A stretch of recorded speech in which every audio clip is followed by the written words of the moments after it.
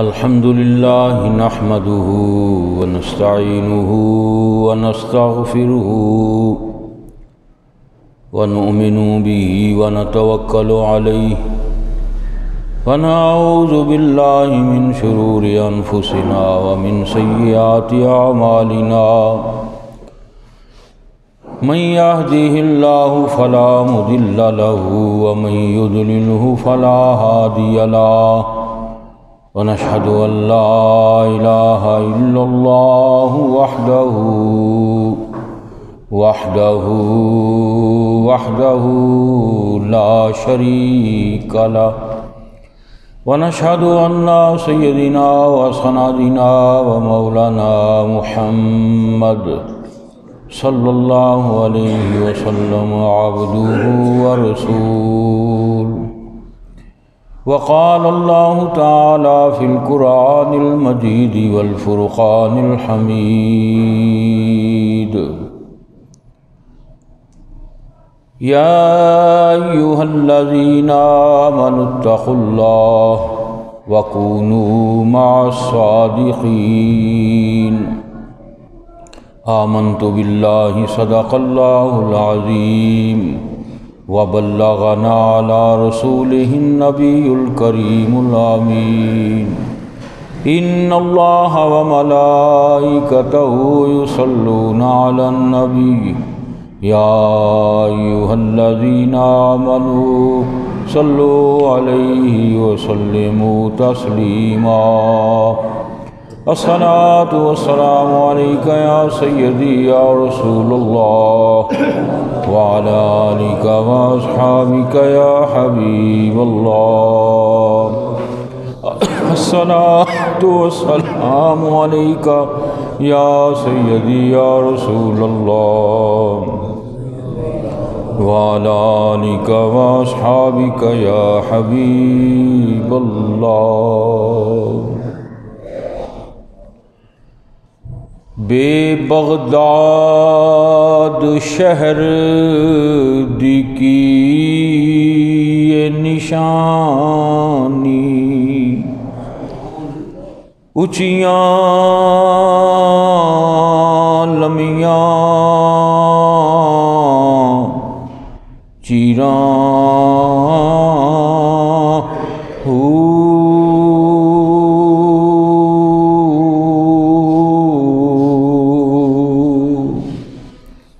تن من میرا پرزے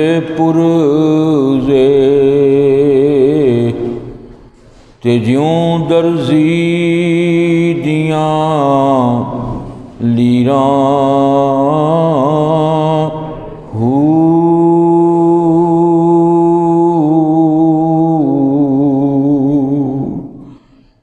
انہاں لیراں دی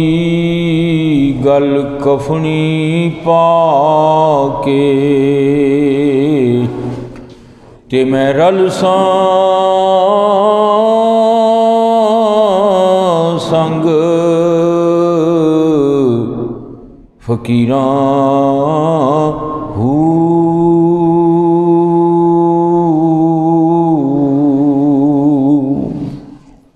تے شہر بغداد دے ٹکڑے منگ ساں نالے کرساں میراں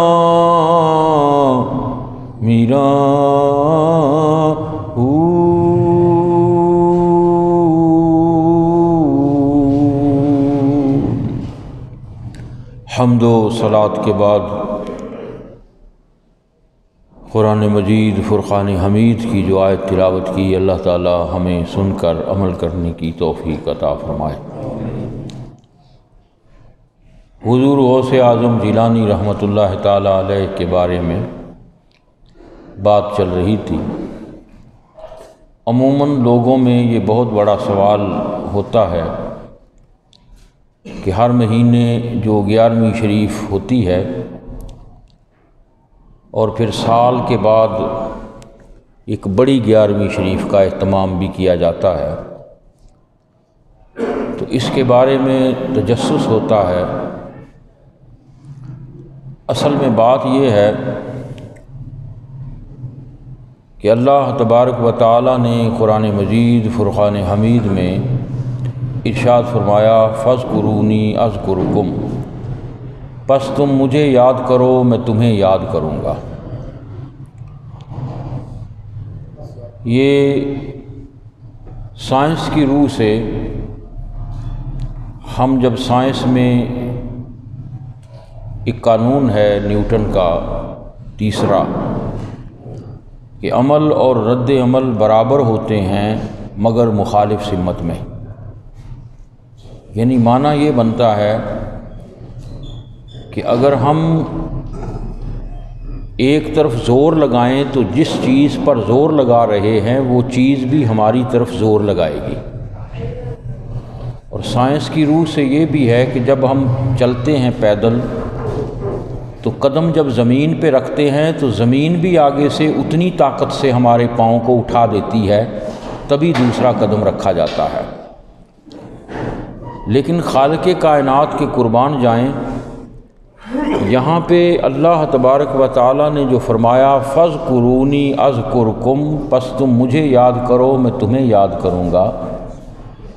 یعنی تم میرا ذکر کرو میں تمہارا ذکر کروں گا، تم لوگوں میں بیٹھ کے کرو میں فرشتوں میں کروں گا، تم تنہا کرو میں عرش اولا پہ تمہارا ذکر کروں گا۔ اور دوسری جگہ یہ بھی ارشاد فرمایا کہ اگر میرا بندہ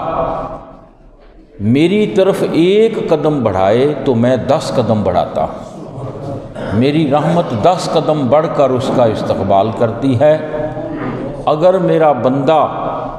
چل کر میری طرف آئے تو میں دوڑ کے، یعنی میری رحمت دوڑ کے اس کی طرف جاتی ہے۔ تو یہاں تھوڑا فرق یہ ہوا کہ خالق کائنات اپنے بندے سے نہایت ہی شدت سے زیادہ محبت کرتے ہیں، اور ہر بندے سے، یہ نہیں کہ کسی سے کم ہے کسی سے زیادہ ہے، کیونکہ اگر ہر بندے سے محبت کر رہا ہے تبھی وہ ایک نمازی ہے اور ایک نماز نہیں بھی پڑھ رہا، اس کے حقوق پورے نہیں بھی کر رہا، اس کے معاملات اور احکامات پہ عمل نہیں بھی کر رہا، لیکن میرا رب اسے بھی رزق دے رہا ہے، اسے بھی جان دی ہوئی ہے، اسے بھی سانس دے رہا ہے، اسے بھی شفا دے رہا ہے۔ یعنی خالق کائنات کی محبت اپنے بندے سے اتنی ہے کہ وہ بغیر کسی، جیسے ہم آپس میں لالچ رکھتے ہیں یا کسی بات پہ کسی سے محبت کرتے ہیں، خالق کائنات بغیر کسی چیز کے اپنے بندے سے شدت کے ساتھ محبت کر رہے ہیں۔ اب ہر ایک نے اپنی ہمت کے مطابق اسے یاد کیا، اور جس نے جس انداز میں یاد کیا رب کو، اللہ تبارک و تعالیٰ نے اپنی رحمت کی اسی شدت سے جس کے بارے میں ارشاد فرمایا اپنے بندے کو بھی یاد کیا۔ اب اگر اللہ اپنے بندے کو یاد کرے تو حدیث پاک میں آتا ہے کہ جب بندہ زمین پر اس کا ذکر کرتا ہے تو اللہ تبارک و تعالی فرشتوں میں یہ منادی کرا دیتے ہیں کہ بلکہ حضرت جبریل امین سے یہ کہتے ہیں کہ اے جبریل، میرے بندے نے مجھے یاد کیا ہے، لہٰذا تم ایسے کرو میرے اس بندے کی یاد کو میری مخلوق کے دلوں میں ڈال دو۔ یعنی جو محبت ہے وہ دلوں میں ڈال دی جاتی ہے، اور اس کا ثبوت بے شمار ہیں۔ اب حضرت داتا گنج بخش کے سے کوئی خونی رشتہ تو کسی کا نہیں ہے، لیکن دنیا آتی ہے، دنیا کے دلوں میں محبت ہے، لوگ سمجھتے ہیں ہم جاتے ہیں تو سکون ملتا ہے۔ ابھی آپ کے سامنے نیا تجربہ ہے کہ یہ خادم حسین رضوی صاحب کا وصال ہوا، اور اتنی دنیا خود بخود بغیر اعلان کیے پہنچی۔ کیوں؟ اس لیے کہ وہ محبت اللہ کے لیے تھی، کہ جب میرا بندہ مجھ سے محبت کرتا ہے تو پھر اللہ تبارک و تعالی مخلوق کے دلوں میں اپنے اس بندے کی محبت کو ڈال دیتا ہے، لیکن اس کا ایک نام ہوتا ہے۔ اسی طرح سے ہر نبی جو دنیا میں تشریف لائے، انہوں نے جب کلمہ طیبہ پڑھا، اللہ کو یاد کیا، تو اللہ تبارک و تعالی نے اپنی طرف سے ان کو جواب بھی دیا ان کے مقام اور مرتبے کے لحاظ سے ان کی امتوں کے دلوں میں ان کے لیے محبت بھی ڈال دی۔ تو حضور غوث اعظم جیلانی رحمۃ اللہ تعالیٰ علیہ کے بارے میں مشہور ہے۔ یہاں ایک نقطہ یہ بھی عرض کرتا چلوں کہ خالق کائنات نے اپنی محبت اور اپنا قرب جو ہے وہ اپنے محبوب کی محبت میں رکھ دیا۔ اسی لیے اپنے محبوب سے بھی یہ ارشاد فرمایا، اے محبوب آپ ان سے کہہ دیجئے کہ اگر تم یہ چاہتے ہو کہ اللہ تمہیں اپنا محبوب بنا لے تو اے میرے محبوب آپ ان سے کہیں فاتبعونی، پس تم میری اتباع کرو۔ اتباع کا مطلب یعنی میری جیسے مجھے افعال کرتے ہوئے دیکھو ویسے ہی تم کرو، جیسے میری زندگی کو تم دیکھ رہے ہو ویسے ہی تم کرنا شروع کر دو۔ اس کو کہتے ہیں پیچھے پیچھے چلنا، یعنی نقش قدم پہ چلو۔ حضور کے اسوہ حسنہ کو پڑھ کر عین حضور کے اسوہ حسنہ کے مطابق اپنی زندگی کو کر لو۔ اور جب اللہ تبارک و تعالیٰ سے بخشش مانگنے کا وقت آئے، اپنے گناہوں کی معافی کا وقت آئے اور اللہ کی بارگاہ میں جاؤ اور جا کے اس کی بارگاہ میں توبہ استغفار کرو، تو اللہ تبارک و تعالیٰ قرآن مجید میں ارشاد فرما رہے ہیں وَلَوْ أَنَّهُمْ إِذ ظَّلَمُوا أَنفُسَهُمْ جَاءُوكَ، اے محبوب یہ میرے بندے جب اپنی جانوں پہ ظلم کر لیں تو تیری بارگاہ میں آ جائیں۔ یعنی اللہ یہ پسند فرماتے ہیں کہ جس نے مجھ سے بخشش کروانی ہے، مجھ سے گناہوں کی معافی مانگنی ہے، اے محبوب پہلے وہ تیرے در پہ آ جائے اور میرا محبوب ان کی سفارش کر دے۔ اور یہ بھی یاد رکھنا در پہ وہی جائے گا جس کو محبوب پسند کریں گے، اور جس کو پسند کر لیا سفارش تو پھر خود بخود ہو گئی۔ تو اے محبوب میرا محبوب تمہاری سفارش کر دے تو اللہ کو بڑا غفور الرحیم بخشنے والا مہربان پاؤ گے۔ اب حضور غوث اعظم جیلانی رحمۃ اللہ تعالیٰ علیہ کی آپ ساری زندگی پڑھ کے دیکھ لو۔ ایک پہلو تو یہ ہے نا کہ ہم 11ویں شریف مناتے ہیں، محفلیں کراتے ہیں، لنگر پکاتے ہیں، لیکن اگر حضور غوث پاک کی دوسری زندگی کو دیکھیں تو آپ نے تو بچپن سے لے کے طالب علمی کے زمانے میں اتنے فاقے برداشت کیے ہیں کہ آپ فرمایا کرتے تھے میں نے جنگلوں کے پتے کھا کھا کے گزارا کیا اور علم دین حاصل کیا، اور اتنی سختیاں برداشت کیں کہ جس کی کوئی انتہا نہیں تھی۔ یعنی آپ اندازہ کر سکتے ہیں ایسے کوئی مقام نہیں ملتا۔ تو حضور غوث اعظم یہ بات سب سے بہتر اور اچھی طرح جانتے تھے کہ اگر اللہ کے قرب کو پانا ہے تو پھر حضور نبی اکرم صلی اللہ علیہ وسلم سے محبت کرنی ہوگی، حضور کے اسوہ حسنہ پہ عمل کرنا ہوگا۔ آپ نے عین حضور کے اسوہ حسنہ پہ عمل کر کے دکھایا۔ اب اگر کوئی سنت جو حضور غوث پاک پوری کر رہے ہیں تو وہ عین ہو بہو حضور نبی اکرم صلی اللہ علیہ وسلم کے نقش قدم پہ چل رہے ہیں۔ تو جو اب حضور غوث پاک کو دیکھ کر آپ سے محبت کرنے والا جو حضور غوث پاک کی زندگی پہ عمل کرے گا تو جب نظر دوڑائیں گے کہ حضور غوث پاک کی زندگی کیا ہے تو وہاں سے جو ہمیں چیز ملے گی وہ ہے نبی پاک کا اسوہ حسنہ۔ اور جب نبی پاک کی ذات تک پہنچیں گے تو تب اس کا مطلب ہے کہ ہم اللہ تک پہنچ گئے، کیونکہ اس کے بغیر قرب کا اور ذریعہ اور رستہ نہیں ہے۔ کسی بھی سلسلے میں روحانی طور پر جب کوئی بیعت کرتا ہے تو اس کی نیت اور طریقہ کار میں یہ بات اولین آتی ہے کہ تو نے اپنا ہاتھ اپنے مرشد کے ہاتھ میں دیا، اب تیرے مرشد کا ہاتھ غوث پاک کے ہاتھ میں، اور غوث پاک کا ہاتھ نبی پاک کے ہاتھ میں، اور جب ہاتھ نبی پاک کے ہاتھ تک پہنچ گیا تو نبی پاک کے ہاتھ کو رب کہہ رہا ہے یہ میرا ہاتھ ہے، یعنی حضور کا ہاتھ اللہ کا ہاتھ ہو گیا۔ تو اس طرح سے ایک سلسلہ ملتا ہے، اور فیض جو ہے وہ اللہ کی بارگاہ سے، اللہ کی انوار و تجلیات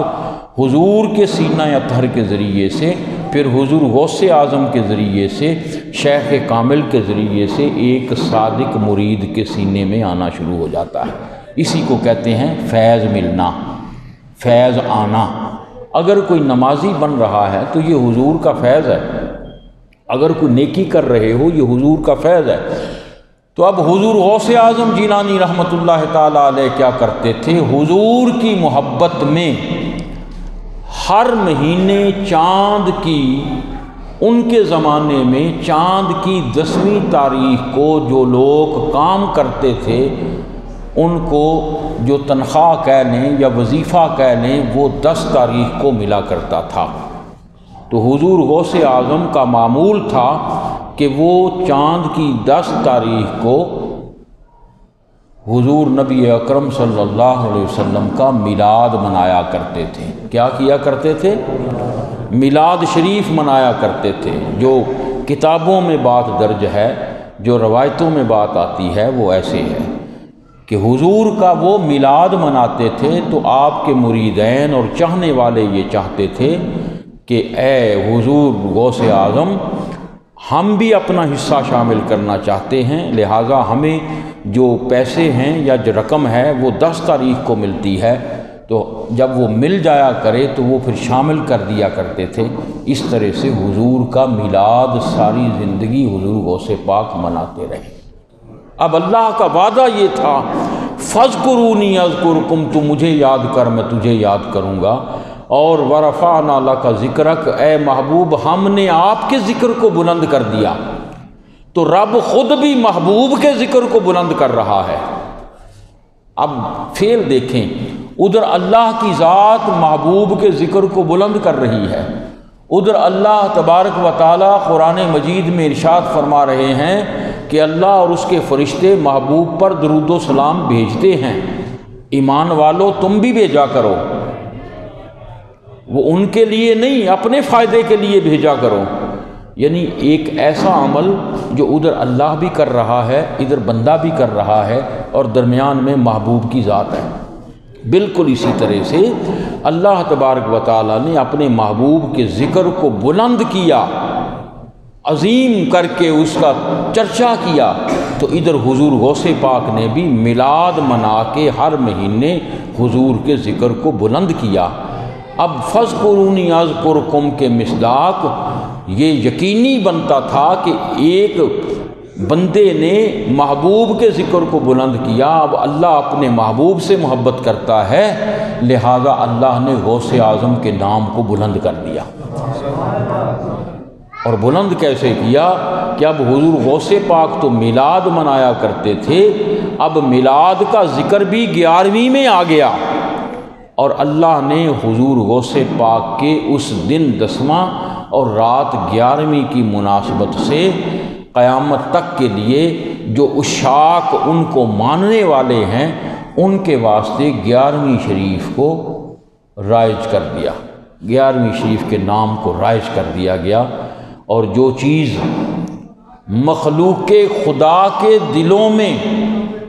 آ جائے وہ چیز اللہ کو پسند ہوتی ہے۔ اسی لیے کہتے ہیں نا کہ جب کوئی مر جائے تو مرنے کے بعد اس کی اچھی اچھی صفتیں بیان کیا کرو، کہ جب اللہ تبارک و تعالی اپنے بندوں کے منہ سے مرنے والے کی اچھی تعریف سنتا ہے تو اللہ تعالیٰ اس کی بخشش فرما دیتا ہے۔ اور یعنی مر جانے کے بعد کسی بندے کی برائی نہ کیا کرو، اس نیت سے کہ کل کو تم بھی مرو گے تو تمہاری بھی کوئی تعریف کرے گا۔ تو اس طرح سے ہر مہینے میلاد منانے سے حضور غوث اعظم جیلانی رحمۃ اللہ تعالیٰ علیہ کو جو جواب ملا، جو اللہ تبارک و تعالیٰ کی طرف سے آپ کے ذکر کو رب نے بلند کیا، وہ 11ویں کے نام سے بلند کر دیا۔ یہ تو معمول کے مطابق ہو گیا ہر مہینے کی 11ویں، جس کو ہم کہہ دیتے ہیں عموماً جب اس مہینے بڑی 11ویں شریف کا ختم دلایا جاتا ہے یا بڑی 11ویں شریف کی جاتی ہے تو ہم اس میں ایک فرق لے آتے ہیں کہ وہ ہر مہینے چھوٹی 11ویں اور اس سال کے اس مہینے میں بڑی 11ویں شریف منائی جا رہی ہے۔ اس کو ذرا بڑے اہتمام سے لوگ منا لیتے ہیں، ذرا بڑا کر کے منا لیتے ہیں۔ اب اس میں کیا وجہ ہے؟ اب اس میں وجہ یہ ہے کہ جس طرح سے اللہ تبارک و تعالیٰ کا برگزیدہ بندہ جس نے دنیا میں اللہ اور اس کے رسول کے احکامات کے مطابق زندگی گزاری ہوتی ہے، اس کے دل میں اللہ اور اس کے محبوب کی محبت ہوتی ہے، تو اس کو ایک ہی طلب ہوتی ہے کہ مجھے تیرا دیدار نصیب ہو جائے، مجھے تیرا قرب مل جائے۔ اس میں کوئی شک نہیں کہ جو فرمایا موتو قبل ان تموتو، مرنے سے پہلے مر جاؤ، اور جو مرنے سے پہلے مر گیا وہ اللہ کا ولی ہے، وہ قرب میں چلا گیا، دنیا میں رہتے ہوئے ہی اس کو قرب نصیب ہو جائے گا۔ لیکن جب تک وہ دنیا میں ہے، اللہ تبارک و تعالیٰ اس کی ڈیوٹی لگا دیتا ہے کہ تم نے مخلوق خدا کو بھی یہ تعلیم دینی ہے، میرے قرب کی طرف لانا ہے، اور تعلیم دینے کے لیے یہ ضروری ہے کہ اس کے حواس قائم ہوں، اس کی عقل موجود ہو، اس کے اندر شعور بھی موجود ہو، اور وہ اس جسم کو رکھتے ہوئے جسم سمیت بات کر سکتا ہو، جیسے آپ مجھے سن رہے ہیں۔ اور اگر میں یہ کہوں کہ مجھے خالق کائنات ایسا قرب عطا فرمائیں، ایسا قرب عطا فرمائیں کہ میں اس کے جلووں میں گم ہو جاؤں، تو اگر مکمل طور پر قرب کی تعریف تو کوئی نہیں کر سکتے ہم، لیکن مکمل طور پر کہیں قرب مل جائے تو پھر میں بول بھی نہیں سکوں گا، میں اپنی آنکھ سے دیکھ بھی نہیں سکوں گا، کانوں سے سن بھی نہیں سکوں گا، اس لیے کہ اس کے قرب کی انتہا کا ایک ادنا سا کرشمہ یہ ہے کہ اللہ تعالیٰ فرماتے ہیں آنکھ بھی میں ہی ہو جاتا ہوں، کان بھی میں بن جاتا ہوں، اور زبان بھی میں ہو جاتا ہوں۔ جب وہ رہا تو پھر یہ نہ رہا، اور جب یہ نہ رہا تو پھر تقریر کیسی، پھر عبادت کیسی، پھر یہ چیزیں تو نہیں ہوں گی۔ لیکن دنیا میں جب تک وجود موجود ہے، یہ حضور کا کرم ہے کہ اپنے امتیوں کے واسطے حضور کا یہ کرم ہے کہ جتنا بھی اللہ کا قرب حاصل کر لیں، یہ اپنے ہوش و حواس میں بھی رہتے ہیں اور دوسروں کو اللہ کے قریب کرنے کے لیے تعلیم بھی دیتے ہیں۔ اور جو ہوش میں نہ رہے اس کو کہتے ہیں یہ بندہ مجذوب ہو گیا، اب اس کو نہ کپڑوں کی پرواہ ہے، نہ اس کو کھانے کی پرواہ ہے، نہ کسی چیز کی پرواہ ہے۔ لیکن چونکہ حضور نبی اکرم صلی اللہ علیہ وسلم کا یعنی مقصد جو ہے دنیا میں آنے کا وہ اللہ کی پہچان، اللہ کا قرب، اللہ کے جلووں کے قریب کرنا ہے، اس لیے جب تک زندگی موجود ہے شعور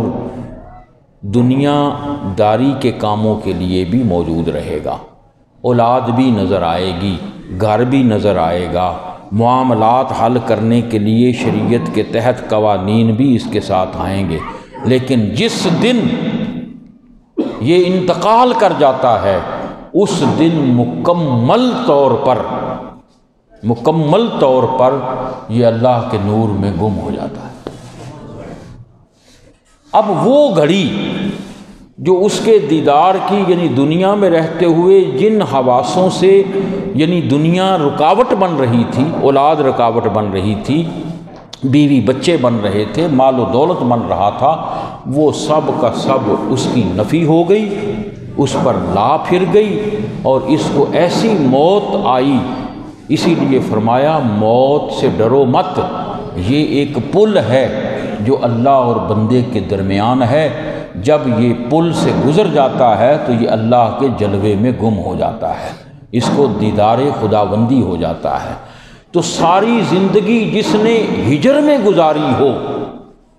رو رو کے گزاری ہو کہ یا اللہ میں تجھ سے محبت کرتا ہوں، مجھے تیرے جلوے چاہیے، تیرا دیدار چاہیے، تیرے محبوب کے جلووں میں گم ہو جاؤں، تو اللہ تبارک و تعالیٰ پھر اس کو اس دن جس دن اس کا وصال ہوتا ہے عروج پر ہر اس کے اندر جو حواس اور ذرے ہیں ان تک اس کو اپنا دیدار کراتے ہیں۔ اس لیے وہ گھڑی کائنات کے اندر سب سے افضل ترین ہوتی ہے جس دن کسی ولی کا وصال ہوتا ہے۔ ایسے نہیں فرمایا کہ عام مومن کی بات کرتے ہوئے فرمایا مومن کے لیے دنیا قید خانہ ہے، اور جب دنیا سے چلتا ہے تو پھر سمجھو کہ قید خانے سے آزاد ہو گیا۔ یہ دنیا کو قید خانہ کہا، اور کون پسند کرتا ہے کہ جیل میں وقت گزارے، قیدی بن کے رہے؟ اللہ والوں کی یہ حالت ہوتی ہے کہ وہ ایک لمحہ بھی اس دنیا میں نہیں ٹھہرنا چاہتے۔ کیوں؟ اس لیے کہ سلطان العارفین نے فرما دیا، اے دنیا زن حیض پلیتی کدی بھی پاک نہ تھیوے۔ یہ دنیا پاک نہیں ہو سکتی، جس طرح عورت کا حیض کا خون کبھی پاک نہیں کہلا سکتا، اسی طرح دنیا کبھی پاک نہیں ہو سکتی۔ یہ جب بھی تو اس میں گرے گا تجھے میلا کر دے گی۔ اور اللہ کے بندے کو جس دن موت آ جاتی ہے وہ اپنے رب کے جلموں میں واصل ہو جاتا ہے، عروج ہوتا ہے۔ ایک چھوٹا سا بچہ بلوغت میں آتا ہے،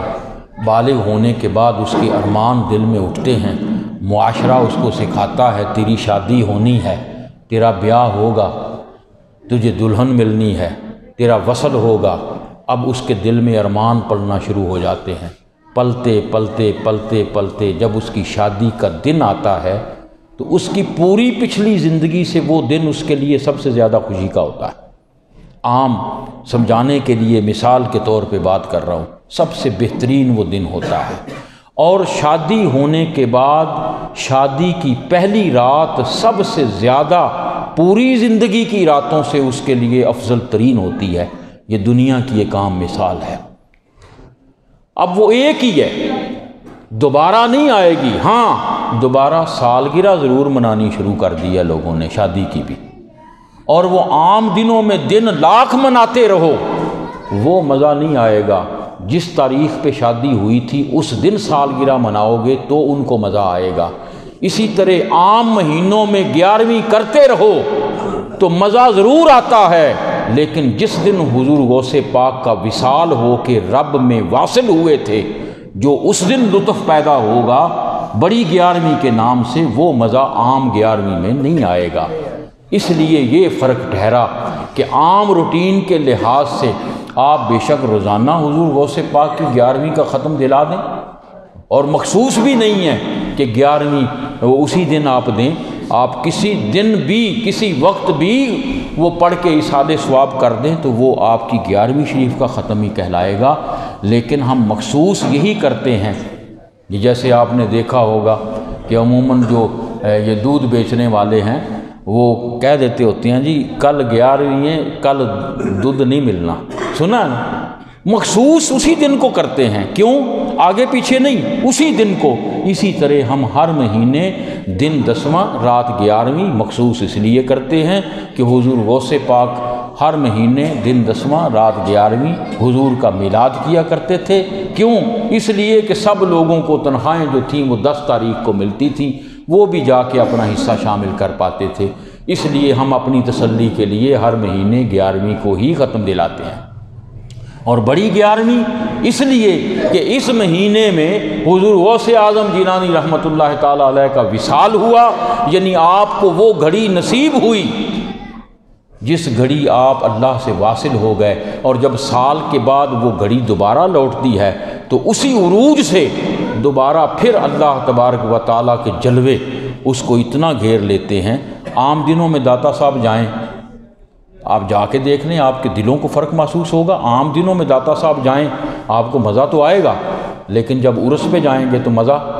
زیادہ آئے گا، اس لیے کہ اب جلووں کی برسات ہو رہی ہے، اب رحمت برس رہی ہے۔ عام دنوں میں آپ معراج شریف کا ذکر کرتے رہیں، لیکن جس تاریخ کو معراج ہوئی جب وہ رات آئے گی تو اس کی اپنی قدر ہوگی۔ لیلۃ القدر آپ روز مناتے رہیں، جو لیلۃ القدر کو نفل پڑھنے ہیں وہ روز رات کو پڑھتے رہیں، لیکن جو لیلۃ القدر کی رات کو پڑھو گے ان کی قدر آپ کے دل کو بہتر پتہ ہوگا کہ کتنی مل رہی ہے۔ اس لیے یہاں بھی یہی فرق ہے کہ چھوٹی اور بڑی 11ویں کے لحاظ سے کہ اس مہینے حضور غوث پاک رب سے واصل ہوئے، اس لیے ہم بڑی 11ویں شریف کے نام سے یہ مناتے ہیں۔ لیکن مزہ یہ ہے کہ تو بھی ان کے نقش قدم پہ چل اور چل کے رب سے واصل ہو، اور پھر تو قبر میں بھی چلا جائے گا تو یہ 11ویں کا انداز ضرور بدل جائے گا، اور انداز یہ ہوگا کہ تو بھی رب کے جلووں میں گم ہو جائے گا۔ اللہ تعالی ہمیں عمل کی توفیق عطا فرمائے۔ وما علینا الا البلاغ المبین۔